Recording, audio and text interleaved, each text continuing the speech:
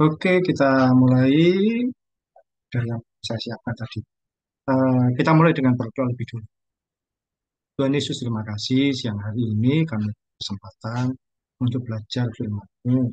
Kiranya apa yang kami pelajari siang ini boleh jadi berkat Tuhan, baik bagi kami pribadi, menambah wawasan, dan juga membuat iman kami bertumbuh di dalam Tuhan, dan semakin mengenal Tuhan hari demi hari. Dalam nama Tuhan Yesus, kami berdoa dan mengucap syukur. Amin. Iya. Puji Tuhan, di kesempatan kali ini aku boleh kamu untuk baca firman Tuhan. Suasana liburan, ya baik Nara maupun Cinta juga liburan selama beberapa hari ke depan. Oke, kita akan baca firman Tuhan. Kali ini masih tentang Nabi Nuh, untuk sesi yang kedua. Belajar tentang Nuh untuk beberapa seri yang lalu. Pertama yaitu Nuh adalah seorang yang taat, seorang yang apa itu dia mendapatkan kasih karunia. Dan kasih karunia itu kita belajar ada kata gratis atau gracia. Artinya kasih karunia itu sebenarnya sesuatu yang tidak layak untuk kita terima. Tapi kita memperolehnya melalui Tuhan Yesus yang mati di kayu salib, kita pun beroleh keselamatan. Nuh pun juga demikian. Dia tidak layak menerima, tapi dia memperoleh kasih karunia itu. Sehingga Nuh menjadi orang yang satu-satunya diselamatkan selain anak-anaknya dan menantunya dan juga istrinya. Ajar untuk Nuh, kali ini seri yang kedua. Oh, kisah Nuh selalu dikaitkan dengan peristiwa air bah. Nuh bersama dengan istri dan tiga anaknya dan juga tiga menantunya. Anak-anaknya menikah, berarti punya istri masing-masing, itu kan tiga menantunya Nuh dan juga istrinya. Berarti yang selamat di dalam bahtera itu berapa orang? Kalau menurut Nara, berapa orang yang selamat di bahtera itu? Nuh, istrinya, tiga anaknya, dan tiga menantunya. Berarti berapa orang?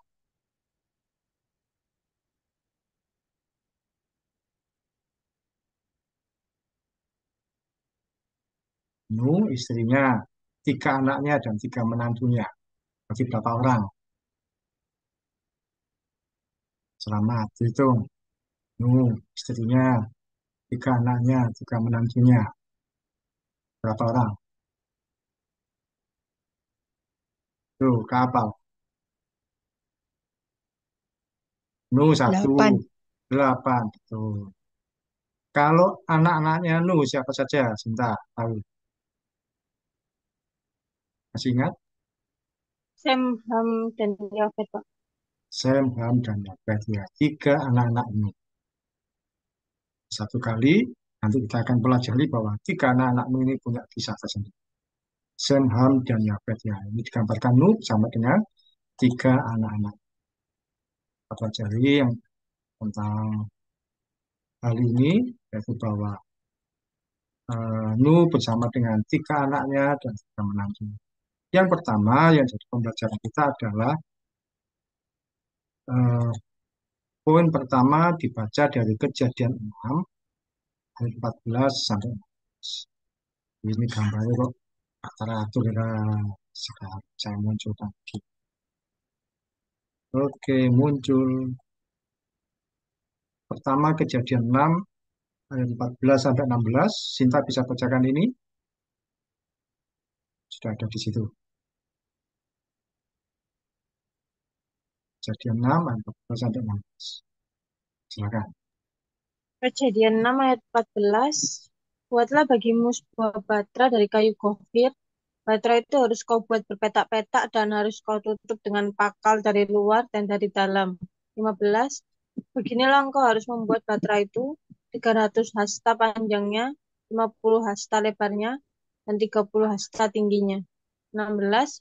Buatlah atap pada batra itu dan selesaikanlah batra itu sampai sehasta dari atas. Dan pasanglah pintunya pada lambungnya. Buatlah batra itu bertingkat bawah, tengah, dan atas. Hmm. Iya, dari pembelajaran ini yang pertama adalah Nuh adalah seorang yang taat kepada Tuhan. Nuh adalah seorang yang mau mengikuti apa yang Tuhan perintahkan. Tadi yang dibaca oleh Sinta yaitu bahwa Nuh diperintahkan oleh Tuhan untuk membangun eh, ini kok gambarnya hilang-hilangan. Tadi Nuh diperintahkan oleh Tuhan untuk membangun bahtera, membangun bahtera sesuai dengan ukuran-ukurannya, atas, bawah, samping, kiri, kanan. Itu Nuh mendapatkan perintah dari Tuhan. Kemudian eh, ada diikuti lagi di perintah berikutnya. Itu dibaca oleh Nara di sini. Nah, tadi kan yang dibaca oleh Sinta yaitu membuat daftarannya dari bahannya, juga atas dan bawah, tengah, dan sebagainya. Sekarang Nara baca di ayat yang berikut, Kejadian 6 ayat 20 sampai 22 ini, bacakan. Kejadian 6 ayat 20, dari segala jenis burung dan dari segala jenis hewan, dari segala jenis binatang melata di muka bumi, dan semuanya itu harus datang satu pasang kepadamu, supaya terpelihara hidupnya. 21, dan engkau bawalah bagimu segala apa yang dapat dimakan, kumpulkanlah itu padamu untuk menjadi makanan bagimu dan bagi mereka. Kedua, lalu Nuh melakukannya semuanya itu tepat seperti yang diperintahkan Allah kepadanya. Demikianlah dilakukannya. Iya, Nuh seorang yang taat pada Tuhan. Kata taat memiliki pengertian yaitu tunduk pada apapun yang Tuhan perintahkan. Kata taat itu tunduk pada wewenang, menjalankan yang diperintahkan, mematuhi apa yang dituntut, mematuhi apa yang dituntut, dan menjauhkan diri apa yang dilarang. Jadi sekali lagi, orang yang taat itu tunduk pada wewenang, menjalankan yang diperintahkan. Itu tunduk. Nuh tunduk pada perintah Tuhan.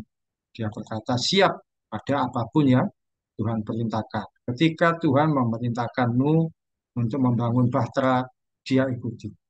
Ketika Tuhan memerintahkan untuk Nuh membangun sebuah kapal yang tidak umum, yang belum pernah ada sebelumnya, dia ikuti.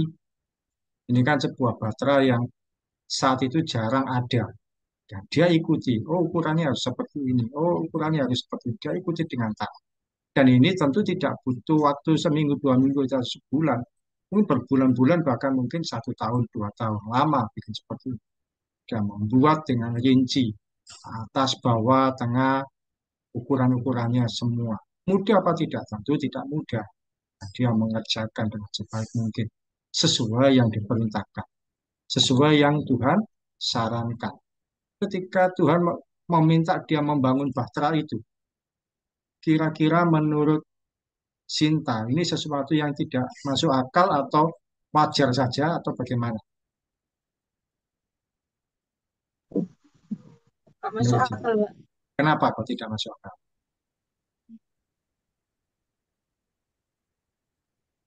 Susah soalnya. Kenapa? Susah. Susah, karena susah harus membangunnya di sini. Kalau menurut Nara, perintah membangun Batra ini masuk akal apa tidak? Enggak, Kenapa kok tidak masuk akal? terlalu besar.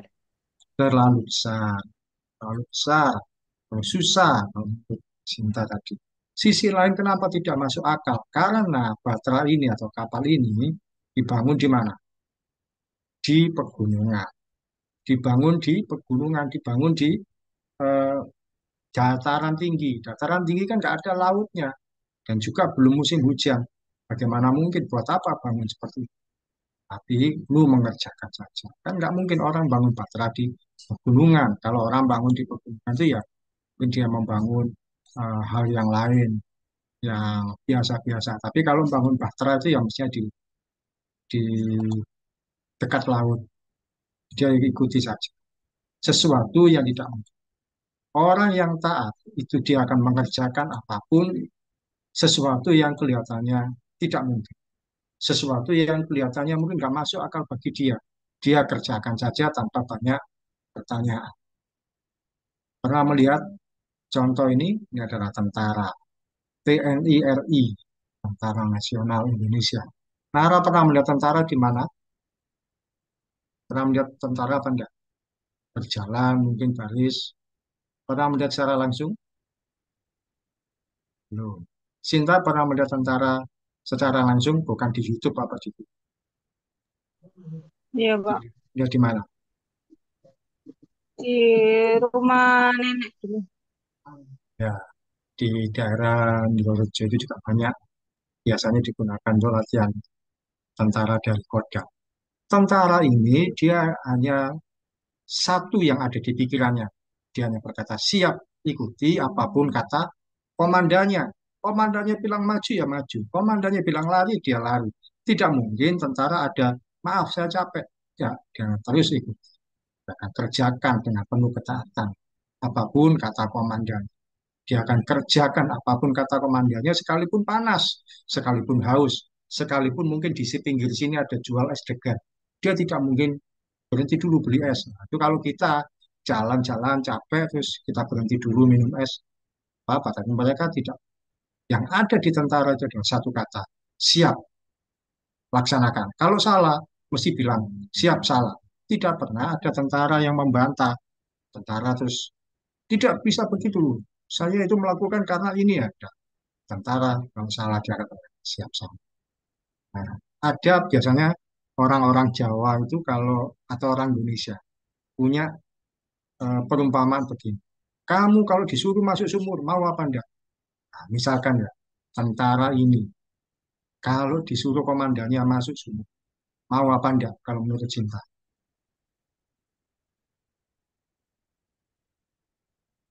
Kadang-kadang kan ada orang itu berkata, kamu jangan asal nurut, kalau disuruh masuk sumur, mau apa enggak? Menurut cinta, tentara ini disuruh komandannya masuk sumur, mau apa enggak? Mikir apa enggak? Mau apa enggak? Kan belum tentu, Pak. Nggak tahu. Tuh, menurut Nara, kalau pemimpinnya ngomong ke tentara, kamu masuk sumur, mau apa enggak? Menurut, Mau. mau. Namanya tentara. Kemanapun apapun yang dilakukan, dia akan siap. Apa kata komandan? Sekalipun komandannya bilang, masuk sumur. Ya, masuk sumur. Tapi tentu komandannya nggak akan memerintahkan yang jelek. Tapi seandainya hal tertentu diperintahkan, dia akan. Karena yang ada di dalam pikiran dia adalah siap apapun yang diperintahkan. Taat. Demikian juga kalau kita ikuti pesan firman Tuhan. Kita akan ikuti apa kata Tuhan. Kita kerjakan. Sekalipun mungkin tidak masuk. Mungkin kalau diberitakan masuk sumur, dia masuk. Ternyata di dalam sumur itu sumurnya kering. Dan dia harus mengambil sesuatu benda. Ternyata adalah sesuatu hal yang berharga. Dia akan ambil. Dia akan ikuti. Tentara itu tidak ada kata lain selain siap menurut kata komandannya. Demikian juga denganmu. Dia tidak membantah. Diperintahkan bangun bahtera. Loh ini kan di gunung. Tetap lakukan. Contoh ketaatan dalam firman Tuhan. Abraham diminta keluar dari tanah kelahirannya. Keluar dari tanah ini menuju tempat yang kujanjikan. Kalau kalian baca firman Tuhan, kemana tempat itu? Nggak tahu. Abraham ikuti saja. Musa diminta untuk membawa bangsa Israel keluar dari Mesir. Dia kerjakan saja. Satu kali mungkin ada orang menyakiti hati kamu. Dan Sinta ternyata diminta untuk mengampuni orang yang menyakiti. Wah itu susah, itu nggak mungkin. Itu nggak mungkin. Tapi firman Tuhan mengajarkan untuk demikian. Jangan balas kejahatan dengan kejahatan. Lakukan saja. Pernah enggak Cinta mengalami kamu itu mungkin tidak bermaksud membenci, tapi ada orang yang menyakiti hati kamu, rasanya susah sekali. Kamu mau tidak mau akhirnya harus mengampuni orang tersebut. Pernah mengalami situasi itu? Iya, Pak. Nah, memang rasanya nggak enak, tapi itulah firman Tuhan kita harus taat. Nah, nggak bisa ngomong Tuhan jangan. Saya nggak mau kalau dia bisa mengampuni, sekalipun mungkin. Nara pernah nggak mengalami kamu males baca firman Tuhan, tapi harus baca firman Tuhan. Males berdoa, sudah ngantuk mau tidur, tapi harus berdoa. Pernah mengalami Nara kayak gitu? Pernah. Nah, kita tetap kerjakan bagian kita. Sekalipun ngantuk, wis berdoa dulu. Sekalipun malas baca firman Tuhan, kerjakan segala sesuatunya dengan penuh ketaatan. Kita ini tentaranya Tuhan, kita ini prajuritnya Tuhan. Kita kerjakan sesuai apa yang Tuhan perintahkan bagi kita. Kerjakan sebaik mungkin, kita akan mengalami situasi yang buruk. Hal pertama kita pelajari dari Nuh adalah seorang yang taat pada Tuhan. Ketaatannya itu adalah mengerjakan sesuatu yang sekalipun itu tidak mungkin. Sesuatu yang berat, sesuatu yang sulit. Dia kerjakan sebaik mungkin. Meskipun mungkin situasinya adalah uh, ternyata terlalu membahayakan dan sebagainya. Diskusi kita yang pertama, sharing kita yang pertama adalah belum yang dulu. Sharing pertama kita adalah pernahkah kalian mengalami, ini saya tuliskan di situ. Berikan contoh sesuatu perintah yang kamu terima atau harus dilakukan. Sepertinya tidak mudah, tapi harus dikerjakan. Sekali lagi, sharing pertama adalah berikan contoh perintah yang kamu terima atau harus dilakukan. Sepertinya tidak mudah, tapi harus dikerjakan juga. Contohnya, misalkan perintah dari orang tua, disuruh beli sesuatu atau bikin sesuatu. Kamu nggak bisa merasa mungkin sulit, males atau apa. Tapi harus dikerjakan. Atau mungkin dari guru atau dari pemimpin di tempat kerja. Kerjakan yang itu. Tapi kamu nggak ngerti, nggak pernah diajar. Atau dari orang lain ingin memerintahkan sesuatu. Apakah pernah Nara dan Sinta mendapatkan perintah sesuatu yang kamu tahu itu nggak mudah dilakukan. Kamu harus melakukannya juga. Nara pernah? Apa contohnya?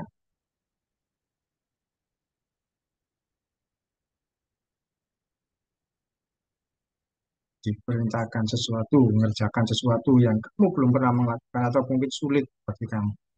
Kamu kerjakan juga. Apa coba? Disuruh ngerjain PR tapi aku nggak ngerti. Suruh mengerjakan PR tidak. Tapi kamu kerjakan juga. Iya, itu contohnya. Nggak ngerti, nggak bisa, tapi terkerja. Sinta pernah mengalami sesuatu, diminta mengerjakan sesuatu, tapi sebenarnya ini nggak mudah dikerjakan. Harus dilakukan. Apa coba? Bukan nggak mudah sih, Pak. Cuman nggak pernah buat aja. Kadang Apa? disuruh bikin laporan, suruh scan, kayak gitu-gitu. Nggak tahu, Pak, Oh, sudah caranya. sekian. Hmm. Iya. Terus gimana ngerjakannya? Akhirnya diajarin sih, Pak. Udah, akhirnya sudah bisa. Bisa. Saya dulu ketika bekerja di tempat yang sebelum sekarang di daerah Kepatihan, ada sekolah itu ada fasilitas fotokopi. Nah, saya nggak bisa. Biasanya di sekolah sebelumnya kalau fotokopi ya tinggal datang ke tukang fotokopi, tinggal bayar. Nah, ini ada fotokopi harus kerjakan sendiri. Nggak bisa, nggak bayar, nggak perlu bayar. Sama seperti Sinta, saya nggak bisa. Oh, kita jadi tahu oh, fotokopi itu seperti itu. Berapa halaman yang dipencet juga bisa tahu. Bisa fotokopi sendiri. Belajar sesuatu yang belum pernah saya lakukan. Tapi ya sekarang sudah jadi nggak bisa lagi ya fotokopi sendiri. Ya, kan itu adalah hal pertama kita belajar ketaatan. Ketaatan itu kita melakukan sesuatu yang kelihatannya sulit, kelihatannya tidak bisa kita lakukan. Sesuatu yang tidak mudah. Dan Nuh melakukannya dengan sebaik mungkin. Bahwa dia seorang yang taat tanpa banyak kata. Dicontohkan tadi dengan ada tentara yang siap diperintahkan kemanapun bertugas. Sekalipun di tempat yang berbahaya. Poin kedua berikutnya adalah pembelajaran dari Nuh yaitu bukan hanya dia adalah seorang yang taat, tapi dia adalah seorang yang setia. Nuh adalah seorang yang setia. Nah, tolong Sinta bacakan ini Kejadian 7 ayat 2 sampai 3. Kejadian 7 ayat 2. Dari segala binatang yang tidak haram, haruslah kau ambil 7 pasang, jantan dan betinanya. Tetapi dari binatang yang haram, satu pasang jantan dan betinanya. Tiga, juga dari burung-burung di udara 7 pasang jantan dan betina, supaya terpelihara hidup keturunannya di seluruh bumi. Ya, Nuh diperintahkan untuk mengumpulkan binatang. Pertama kategorinya yang haram dan tidak haram, satu pasang. Terus jantan dan betina. Juga burung-burung, jantan dan betina. Dan berbagai yang lain. Nara, bacakan ini. Lukas 16 ayat 10. Lukas 16 ayat 10, barang siapa setia dalam perkara-perkara kecil, ia setia juga dalam perkara-perkara besar. Dan barang siapa tidak benar dalam perkara-perkara kecil, ia tidak benar juga dalam perkara-perkara besar. Ya, Nuh mengerjakan segala sesuatunya dengan setia. Setia itu apa? Dia kerja. Dia kata setia itu artinya apa? Setia itu sikap yang dapat dipercaya, baik dalam perkataan maupun perbuatan, baik pada Tuhan maupun pada manusia. Setia ditunjukkan dengan mengerjakan hal yang kecil, tapi dengan tidak mengeluh. Mengerjakan pekerjaan kecil tapi tidak mengeluh itu adalah setia. Kerjakan pekerjaan yang kecil, yang remeh, yang mungkin tidak terlihat orang lain, dikerjakan dengan setia. Contohnya misalnya kalau anak-anak yang sekolah membersihkan ruangan kelas, dia kerjakan dengan setia. Kalau orang bekerja merapikan tempat pekerjaan. Nara pernah enggak ketika kamu di sekolah, kamu melakukan sesuatu yang tidak dilihat orang lain, tapi kamu kerjakan dengan setia. Meskipun nggak terlihat oleh orang lain, membersihkan atau mengambil barang atau apapun. Sekolah, apa? Nah, menurut kamu ini nggak terlihat oleh orang, tapi kamu mengerjakan.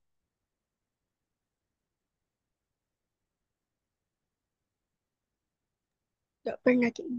Tidak pernah. Dan hal yang kecil, menata tempat duduk dan sebagainya. Sinta pernah melakukan sesuatu mungkin di pekerjaan yang kamu tahu, ini kelihatannya hal yang kecil yang remeh, tapi kamu mau melakukan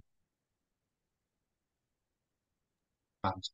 Oh, kadang nata rekam edit Pak, kembaliin ke taknya padahal semuanya tidur. Padahal apanya? Yang lainnya tidur. Oh iya, Yang mengerjakan. Ya itu adalah hal yang kecil. Itu membantu orang lain, nggak kelihatan. Mungkin orang lain sedang nggak sempat atau nanti-nanti saja. Bisa juga dengan cara apa? Misalkan membersihkan kamar mandi, membuat tidak jadi kotor dan sebagainya. Kita kerjakan hal yang kecil yang remeh. Nah, Nuh juga demikian. Bagaimana dia bisa mengumpulkan hewan-hewan itu? Bagaimana dia bisa mengumpulkan hewan yang haram tidak haram? Sulit enggak ini mengumpulkan binatang? Tahu haram dan tidak haram saja kan juga susah. Apalagi mengumpulkan yang haram dan tidak haram sepasang-sepasang. Mengumpulkan burung-burung, bagaimana cara? Burung mau ditangkap sudah lepas, sudah terbang. Menurut Nara, ini pekerjaan mudah apa tidak dilakukan olehnya? Tidak mudah. Tidak mudah. Cari binatang yang haram dan tidak haram. Dikejar, lari juga. Burung malah terbang. Menurut Sinta, gampang apa tidak? susah, Pak. Susah. Tapi apa yang dilakukan oleh firman Tuhan di sini? eh, Silakan dibaca oleh Sinta. Kejadian 7 14 sampai 15. Kelihatan ya?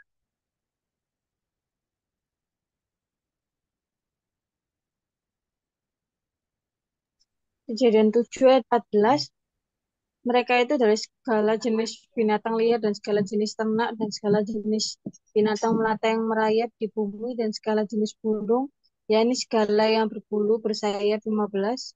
Dari segala yang hidup dan bernyawa datanglah sepasang mendapatkan Nuh ke dalam batra itu. Nah, ini yang mungkin banyak guru sekolah minggu juga tidak tahu, tidak menyadari bahwa ketika Nuh melakukan yang diperintahkan, dia saya yakin berusaha mengumpulkan yang gampang. Yang gampang apa? Misalkan waktu itu ada kucing, dia kumpulkan, dia tangkap kucing. Ada anjing, dia tangkap anjing. Atau mungkin yang gampang lagi apa? Misalkan eh, kelinci yang gampang. Dia tidak ngomongkan yang sulit. Tapi ketika yang kecil-kecil itu dia kumpulkan. Ayat 15 ini apa? Dari segala yang hidup dan bernyawa, datanglah sepasang. Kalau datanglah sepasang itu berarti mereka datang sendiri ke tempat Nuh atau Nuh yang mencari. Menurut cinta apa? Gimana? Datang Hewannya ada. sendiri, Pak. Hewannya datang sendiri. Jika Nuh taat, dia setia, dia cari yang kecil-kecil. Yang lain itu datang sendiri. Siapa yang mendatangkan? Tuhan. Dikirim datang. Mungkin dia cuma bisa ambil domba saja. Dia bawa. Yang lain yang besar-besar. Yang besar-besar mungkin ya harimau. Atau mungkin hewan yang lain yang besar. Atau ikan atau burung yang paling besar. Masuk sendiri ke tempat pasteran. Nah, mereka kita ngumpul di sini. Nah, ada contoh gambar. Ngumpul jadi satu, ada gajah. Nggak mungkin lu bisa nangkap gajah. Nggak mungkin bisa nangkap jerapah atau unta atau badak dan sebagainya. Dia cuma bisa yang mungkin yang kecil. Tapi dia taat, dia setia. Mereka datang sendiri. Kenapa tadi saya kaitkan dengan setia?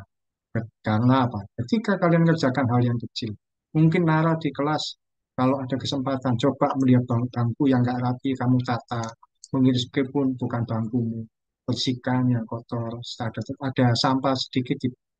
Cinta juga tadi juga apa barang-barang yang berpeletaan ditata, kembalikan ke Tuhan. Satu kali Tuhan itu akan mengangkat cinta di posisi yang lebih baik dari saat ini. Mungkin bisa di pekerjaan yang sekarang Tuhan angkat cinta di posisi yang lebih baik. Atau di tempat yang lain Tuhan bawa ke posisi yang lebih baik lagi. Karena melakukan hal yang kecil-kecil, hal yang remeh-remeh, hal yang orang mungkin tidak memperhatikan. Saya dulu ketika mengajar di sekolah yang pertama, saya orang yang rajin bersih-bersih gereja. Setiap Jumat ada ibadah persekutuan doa, persekutuan untuk anak-anak, untuk siswa. Sebelum guru-guru datang, saya bersihkan ruangan, saya bersihkan gereja. Sebelum yang lain datang, saya sapu, saya sulak-sulak, saya bersihkan. Jadi kalau sekarang saya jadi pendeta, karena saya sebelum bersihkan rumah kecil.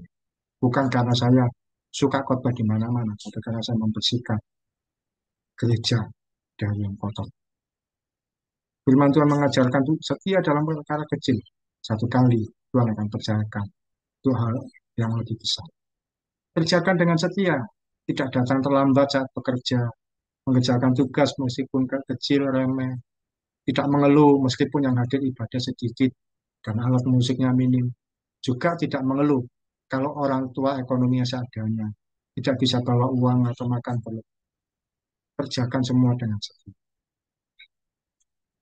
Oke. Itu yang jadi pembelajaran, diskusinya ya tadi juga sudah bahwa ternyata kalian juga dalam situasi tertentu mau mengerjakan apapun yang kelihatannya kecil, remeh, dan tidak dilihat oleh orang lain.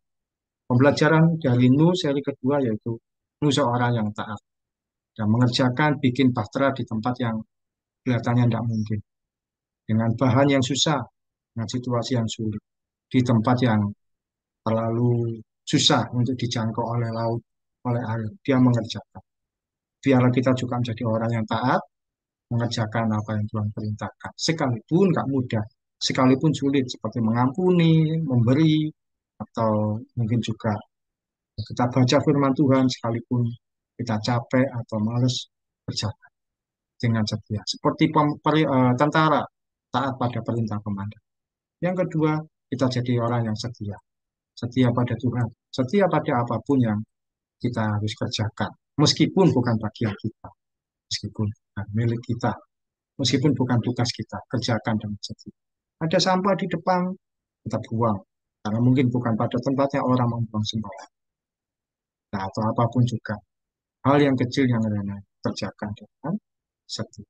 Oke, itu pembelajaran firman Tuhan untuk kita pelajari hari ini tentang Nu di sesi yang nah, tutup doa. Kak Sinta bisa berdoa. Ya, Pak. Mari kita berdoa. Tuhan Yesus, terima kasih Tuhan atas berkatmu hari ini kami bisa berkumpul lagi. Bentar Tuhan untuk mendengarkan firman. Terima kasih Tuhan Yesus, Engkau berkati juga Pak Oki yang telah mengajar kami Tuhan. Berkati aktivitas kami selanjutnya Tuhan. Hanya di dalam nama Tuhan Yesus kami sudah berdoa dan bersyukur. Haleluya. Amin. Amin. Oke, terima kasih Nara dan Cinta.